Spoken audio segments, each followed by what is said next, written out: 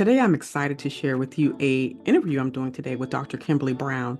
She is an emergency room physician. She's also a short-term rental property owner and a CEO. She's an amazing lady. I'm sure you're going to enjoy our session today. It's going to be pretty fast-paced, but keep up. I know you're going to learn something amazing about how to manage your stress, how to implement self-care from a holistic health perspective. She has many gems to share with you, so stay tuned. Welcome to the Blissful Life podcast.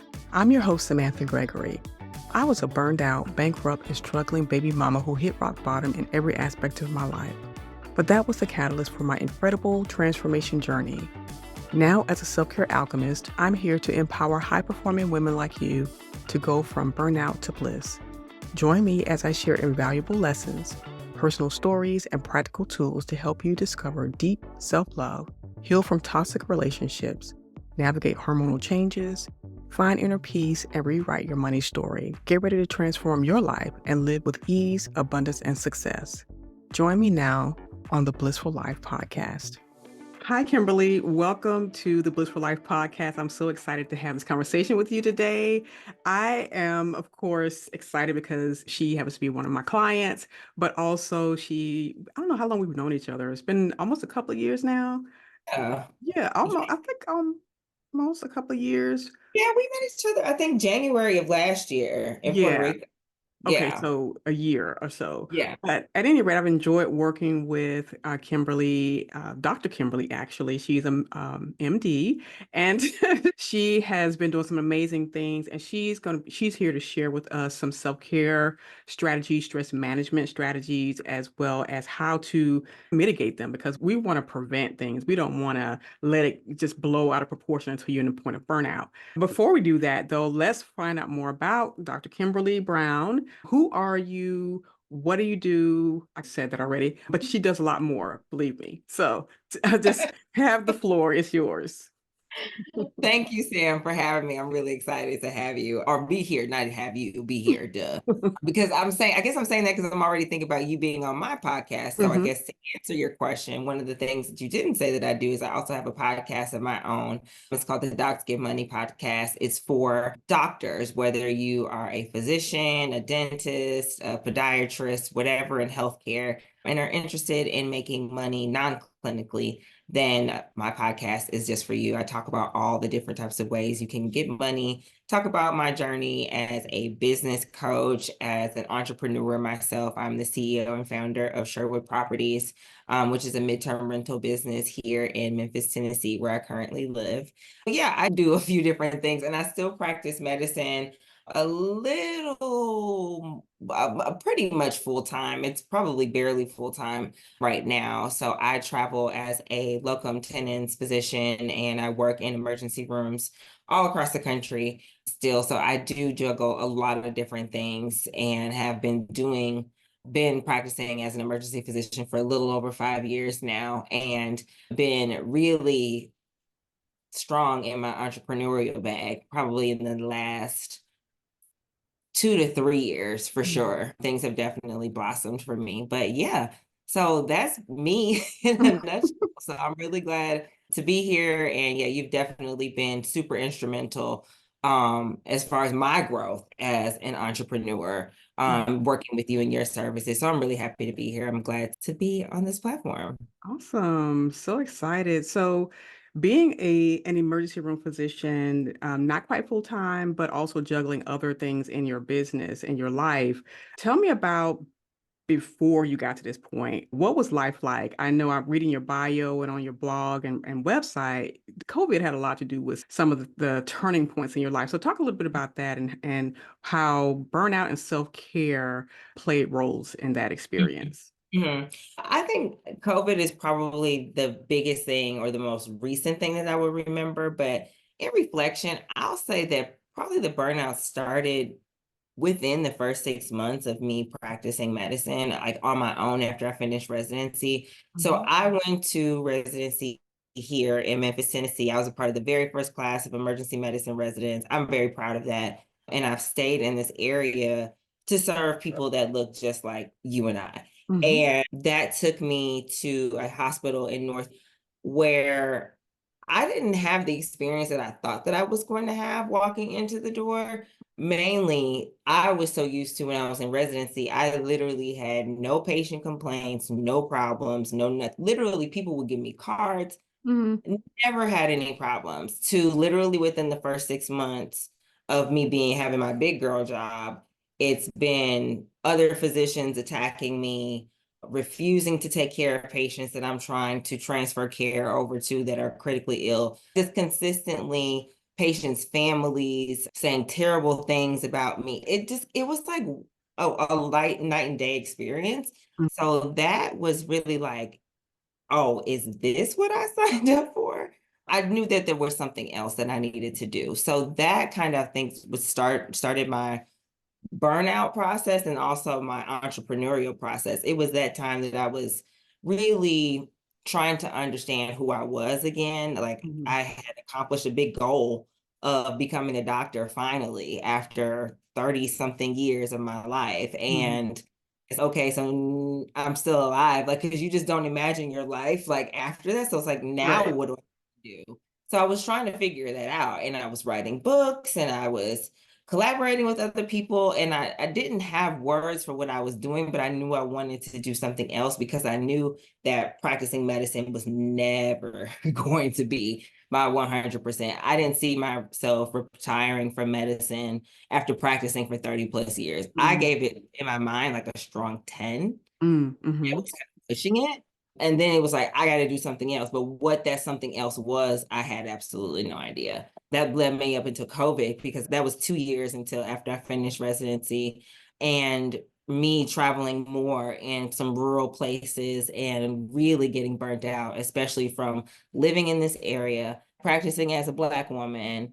If you guys remember the politics of things that were going on in 2020, like people didn't believe COVID was real, people weren't getting vaccinated or had strong thoughts about it. And I'm literally the one that is on the front line seeing exactly what is happening to people because of this virus. And it was a lot. So Mhm. that was really like, I think the flame really just was going through my whole life and staying in some pretty crappy places because if I'm telling you I'm in rural West Tennessee, I know you guys know that I'm not staying at the Ritz-Carlton or even the so come on, you know what I'm saying? Yeah. Like, but it was that and trying to find something new and something different and trying to use my experience where, long story short, I came upon midterm rentals and that as a real estate investment strategy.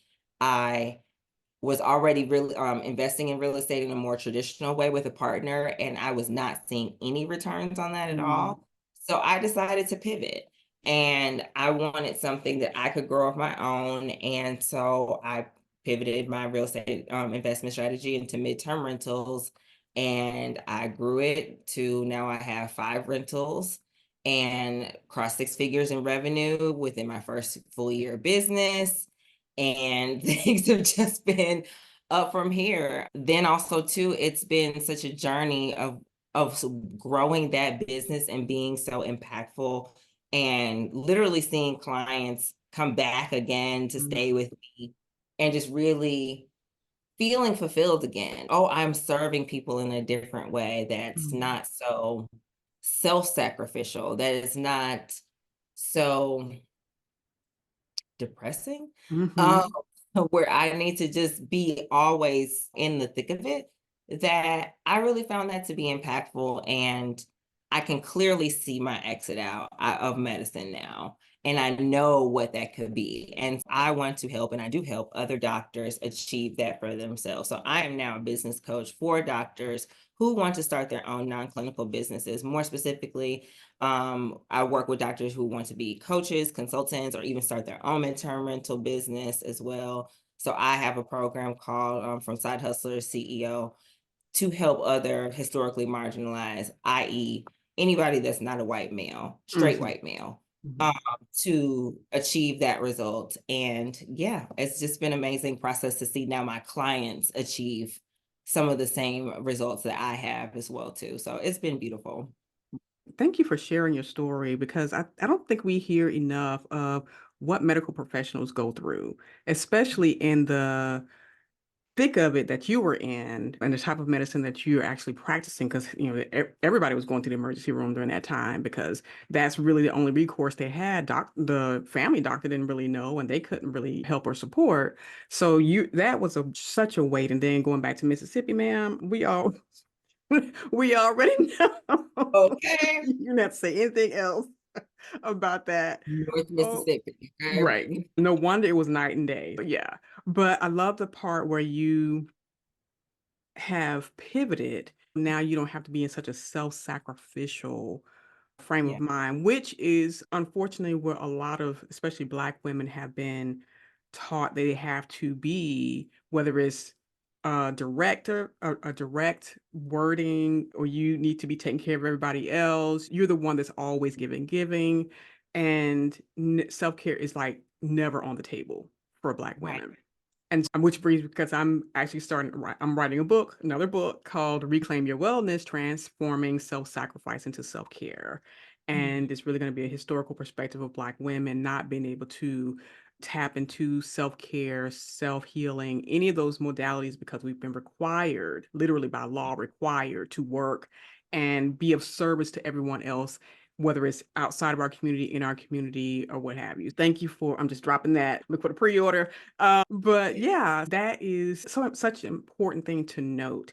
And yes, we are on the front lines of self-sacrifice, but we also get to, at this point in stage in our world's history, pivot, make changes, adjust. And so being able to do that is such a blessing. But I really want to also go into a couple more questions, especially as a emergency room physician. Post COVID, we're now in this space where we're rebuilding how we do things, how we live. But the thing that hasn't really changed is stress and stress induced illnesses. And so I just want to hear from you. What do you typically see in terms of illnesses that are stress induced, as well as the second question is how people can manage or mitigate that? Yeah, that's a really good question. I would say the biggest thing that I see in the emergency room is a lot of anxiety. Mm, And sometimes it comes directly as I am having an anxiety attack. I have people that directly will say that to me. mhm, Because they come to the emergency room for some sort of a relief, which, uh, full disclosure, that is not the best place to go. mm, To It can be disguised a different way. Like people will say they're short of breath or having chest pain, and there's a lot of different things that are going on. But I feel like that's not everybody's story, one, so I don't wanna dismiss anyone that's having actual chest pain or actual shortness of breath sure. and just, "Oh, it's just Mhm, anxiety." But also too, I think once we get down to when everything is normal, when we do all of the tests because you feel as though you're having a heart attack, or you think your lung has collapsed, or mhm, you feel like you're having an asthma attack, the symptoms that, like, have somaticized in your body at that point, once we really get down to it, it's the people's awareness, but also almost lack thereof.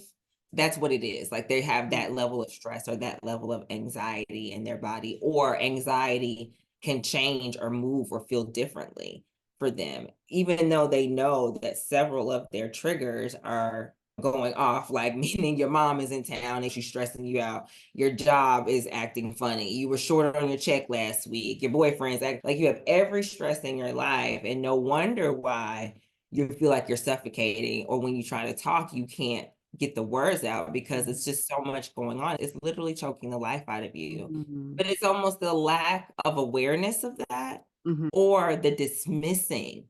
That's what it is. And because they don't have what we're going to talk about, of course, the tools, the techniques to deal with it, mhm, they're doing it in a whole bunch of different ways. I think it also comes to me in the ER as well too as overdoses. It mm, comes to me in the ER as literally as mental health psychiatric assessments. mhm, It comes in so many different ways because I think that it can present in so many different ways because of just like the body's cortisol, which is a stress hormone, things like that. Yeah, it just comes a lot of different ways. yeah, I can imagine. And what is the percentage, just even a ballpark, nothing accurate is needed, but of women versus men who come to the emergency room for anxiety, stress-induced type of scenario situations? I mean, I don't know the statistics, but my own personal experience is that it is more women Mm, than men. And so I am not the one that immediately, my treatment plan is not immediately, let me throw a pill down your throat right. and here's a prescription. Yes, we can potentially get there, but Mhm, let's talk about the real things first. Okay, do you have a formal diagnosis of anything? Have mhm, you experienced these symptoms ever before? Have you ever tried medication before? Are you in counseling? Are you in therapy? Counseling and therapy is really what works. mhm, I mhm, can give you a pill all day, but this is scientifically what is going to be proven. Here are some resources on how you can go on Talkspace, BetterHelp, mm, talk to your family doctor. There's so many different things that I try to do with that person first because I'm catching them in the ER. sure. And then if I need to help them with the medication, then I'll do that. But Mhm. I try to apply the 80-20% rule when I'm speaking to people about that. But like I said, to answer your question, it is a lot more women than men than ever before. Yeah, yeah, I can believe that because just the level of stress, the things you're juggling, responsibilities, just life is lifing, of course.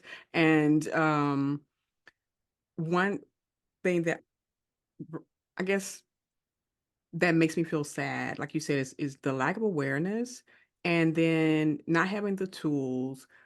But the other thing I feel, and you can correct me if I'm wrong, it feels like, just like you said, being in denial about what it actually is that is causing this stress episode, this panic attacks, ending up in the hospital.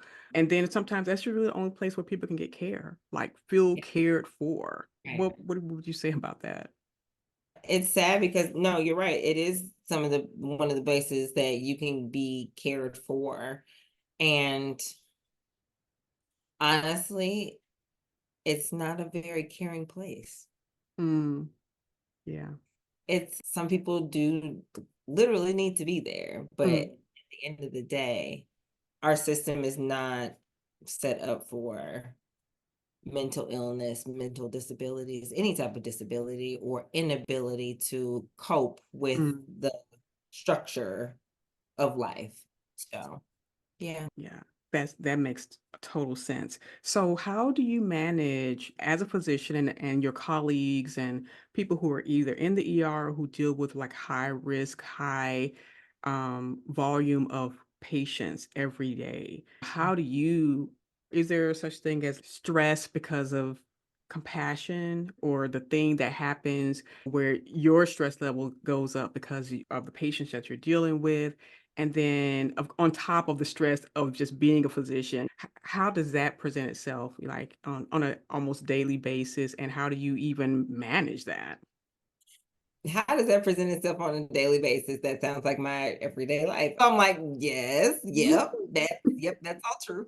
It's all different types of stressors. It's also the fact that where I'm currently working, they don't expect me to walk into the room, meaning they don't Mm, expect when they say, oh, and Dr. Brown will be in to see you, they don't expect a Black girl to come in the mhm, room, like say, mhm. hey, I'm Dr. Brown. Like, and that's literally how I come in. Right. That's who I am. I just come in as myself.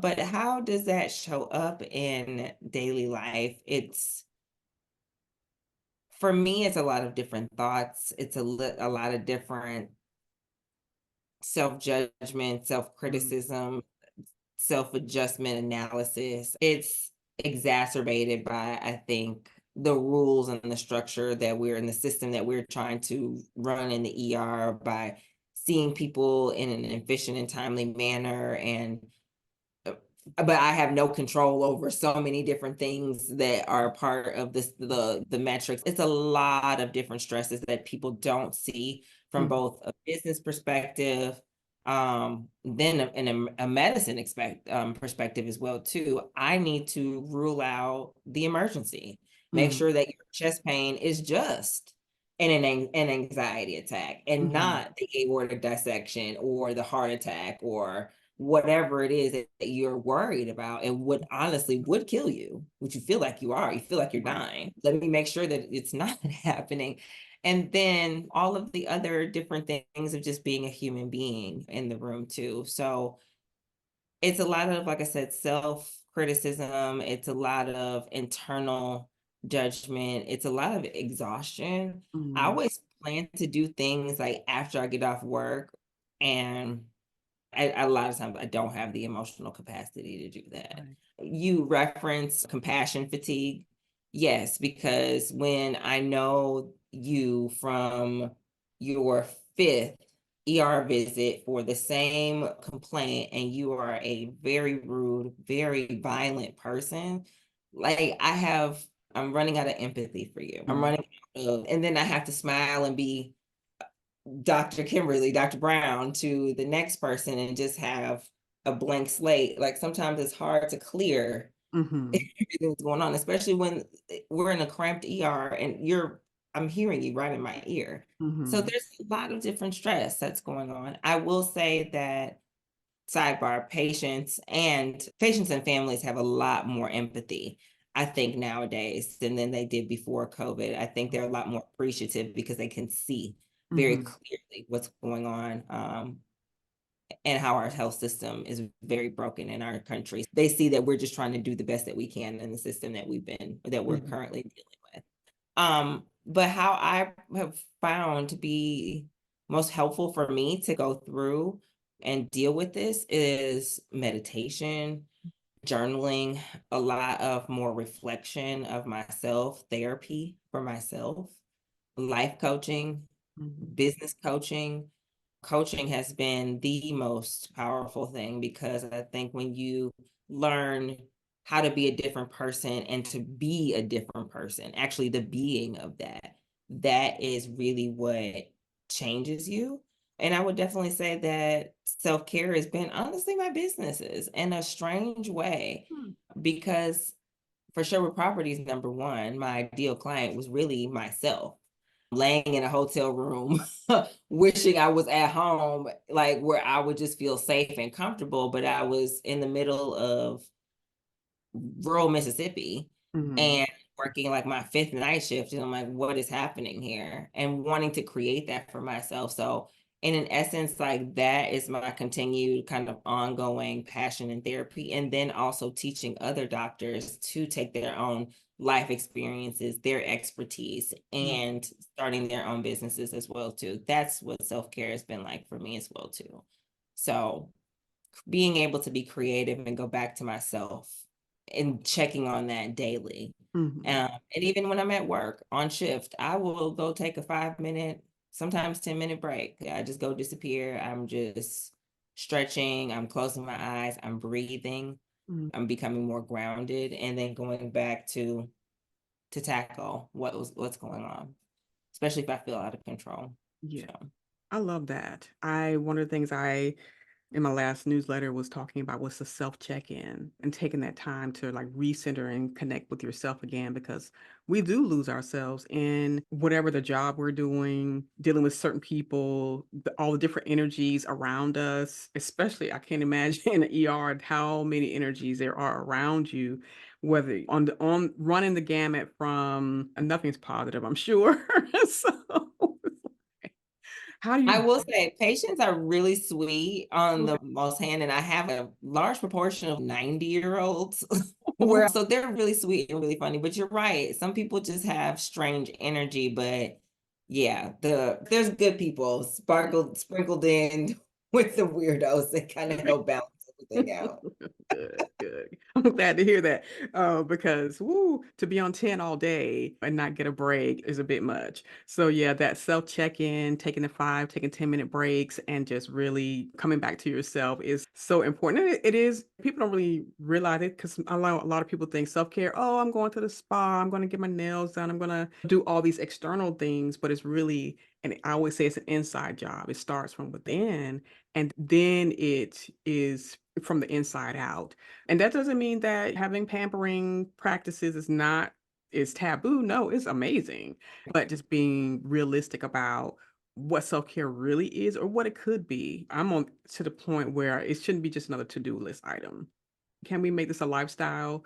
Can this be the norm? Especially for women who are high performing, who have a lot going on, juggling so many different things. It has to become a lifestyle choice that you make, and emphasizing choice. But I think a lot of times people get a return on drama, and they get a return on always being in flux, always being in this stressed out, chaotic Mhm. space, because then there's attention or there is a feeling of being alive. And I was talking to someone, they were like, "Oh yeah, I like having all the things happening because that makes me feel alive." I was like, "Oh, okay, well, that's not me. That's not my life. Right. That's I cannot." That goes back to self-awareness, awareness of what's really happening in your body and the impact of stress on your body. Can you talk about a little bit more about the impact that stress has on your physical body outside of the anxiety, but what are other things that can happen if you're not managing your stress well and on the verge or inside of burnout? Yeah. So the biggest thing that I can think of, and just going off of what you said about your friend that just loves to have all this stress going on because of just makes you feel alive. It sounds like they're an adrenaline junkie, Mm, literally. mhm, And most, I would say, emergency physicians are in a way mm, because we love for the thrill of the car crash coming in and we rush in and save the life and stabilize the person and we resuscitate the patient. We have that. But also, just as a more normal, everyday characteristic, is that you're just addicted to that palpitation, your heart mm, racing, the thoughts are going. What that is that the adrenaline is hitting your adrenal glands or mm, produced by your adrenal glands, and those are above your kidneys, but those are the hormones or stress hormones. And when your body is constantly producing that, when do your adrenals get a chance to rest? So they go into adrenal fatigue. mhm, And so that is needed for adrenaline is needed for actually in situations when you're sick. And when you need to ramp things up, you need to save your life. Remember, fight or flight, if mhm, anyone remembers that from the sympathetic and the parasympathetic nervous system type of deal. So that's your sympathetic nervous system trying to save your life and trying to keep you alive. But if your adrenals are fatigued and you can't produce the cortisol and the adrenaline, then what's going to happen to you? mm, So that's when your body starts to shut down and you're not supporting yourself. That's when extreme fatigue comes over. That's when you get sick. That's when you are just overwhelmed. Your brain is, you can't think clearly. Some people have severe abdominal pains and things like that. There's so many different ways that it affects you.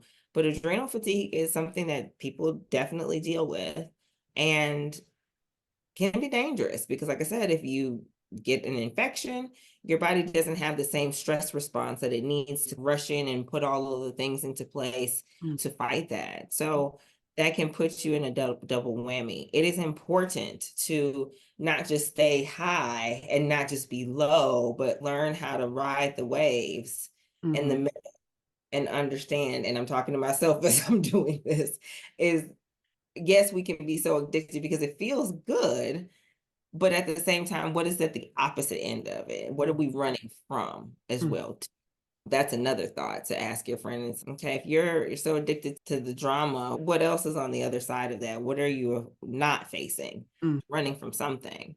right. So there's all different types of ways, yet again, that your body can respond to those things, but just be having those awarenesses Mhm, of what's going on is the biggest thing. And we're not asking you to ship yourself to a day spa or go to a retreat for a month or anything like that. It's literally, you would be surprised how a strategic, like you said, self-care moments, like 5 to 10 minutes per day of you mhm, focusing on you, doing something to just clear yourself out, how much that will build up and actually sustain you throughout the day and right. life.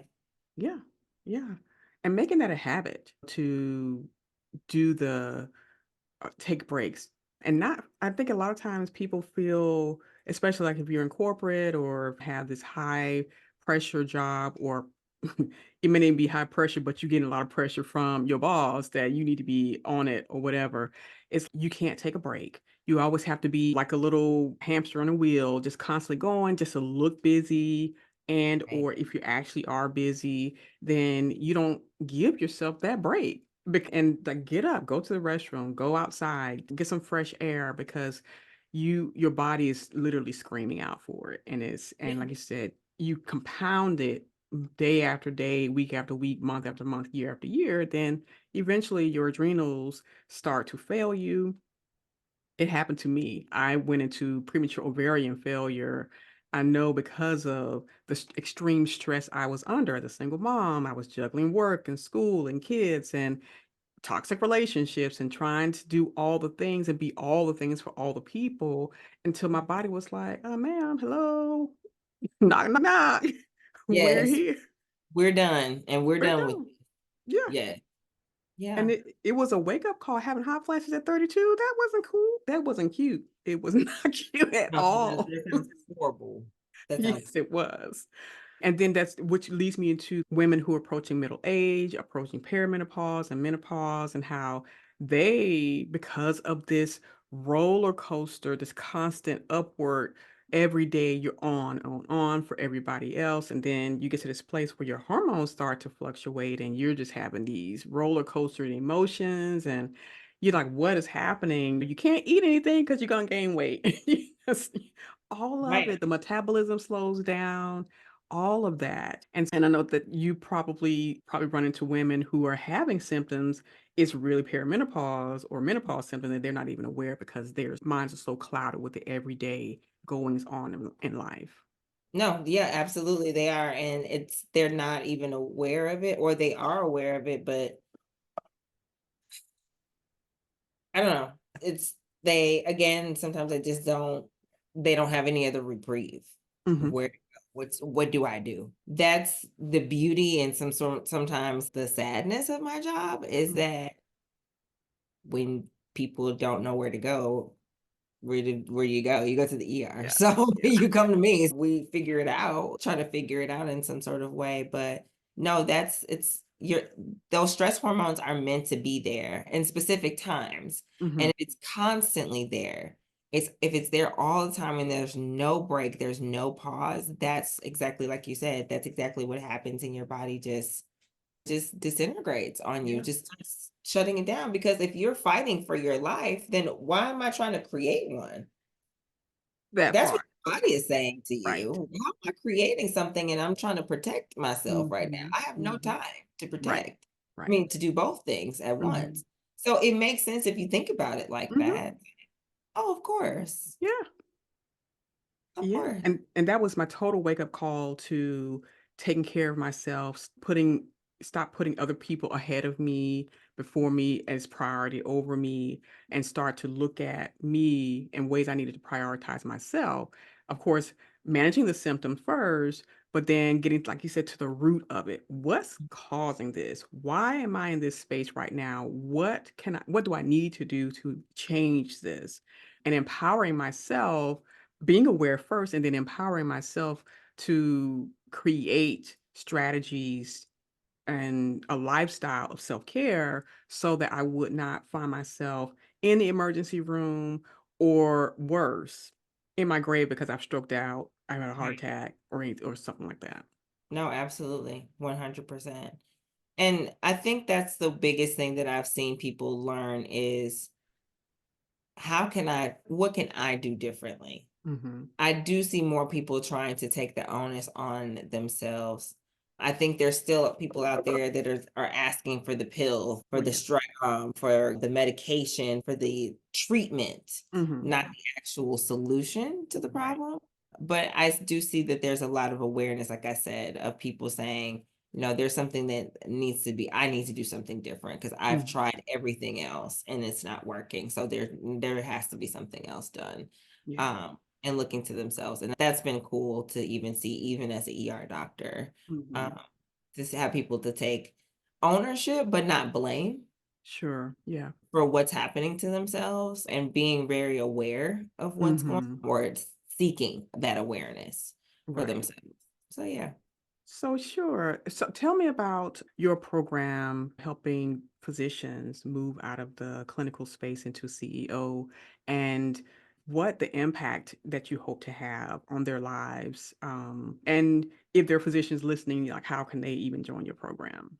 Yeah, absolutely. So, from side hustler to CEO is really born from my journey of trying to do all of the things to try to Mm, get myself out of medicine and being a side hustler, doing brand ambassadorships and trying to be a medical writer and trying to do podcasting at one point, just trying to do all of these different things that weren't a focused strategy. And to mm, when I actually focused on one thing and I pivoted into my midterm rental business and learned how to market, how to sell, mhm, and really how to run a business, then that's when everything changed. And I saw a whoa, like finances shot up, everything went up. And having the skills of knowing how to sell and doing it in a way that's not like feeling sleazy or cheesy. I don't feel like a salesperson on a weird car sales lot at all. mhm, It's really just been developing a way to sell that feels very genuine and very honest and just authentic to who I am as a person. mhm, That's been the biggest thing for me. So that's what I teach. And from side hustler to CEO, I really help you to start your coaching, consulting, or your midterm rental business and start making money within the first 90 days of us mhm, working together. I do it under my special framework. It's called Ignite, which is really a 5-step process where that breaks down the mindset, the sales skills, the marketing skills, and how to operate your business from scratch. So we can go from idea to full blown business and sale in 90 days. I did it for myself in Sherwood Properties. Within my first 60 days, I earned my first $3,000 mhm. as having a long term client. And then as a business coach, I did it a lot faster. I made my first 12K in my first week as a business coach, and Wow. then made 24K in my first month of honestly doubling down on learning how to sell. So that's been exciting for me, and that's what's taken me out of the emergency room as Mhm. much, just really being able to sell with confidence and being able to help other people with that. So that is what I do and from side hustler and CEO. If anyone is interested in joining, then they are more than welcome to reach out to me, KimberlyBrownMD.com, and you can see Sam's handiwork there as well too. She helped with the redesign. I just would invite anyone to just book a call with me and just have a conversation and let's talk and see if from side hustler to CEO is meant for you. And if Mhm. so, how we could potentially work together. Yeah. And I will definitely have all your information in our description below so that people can contact you, schedule a call, because you never know until you have a conversation if this is right for you, especially if you want to move out of that space of always being on someone else's timeline, punching a time card. We don't do cards anymore, but punching into someone else's job when you could be creating your own empire. And so that's Mhm. what Kimberly helps you do.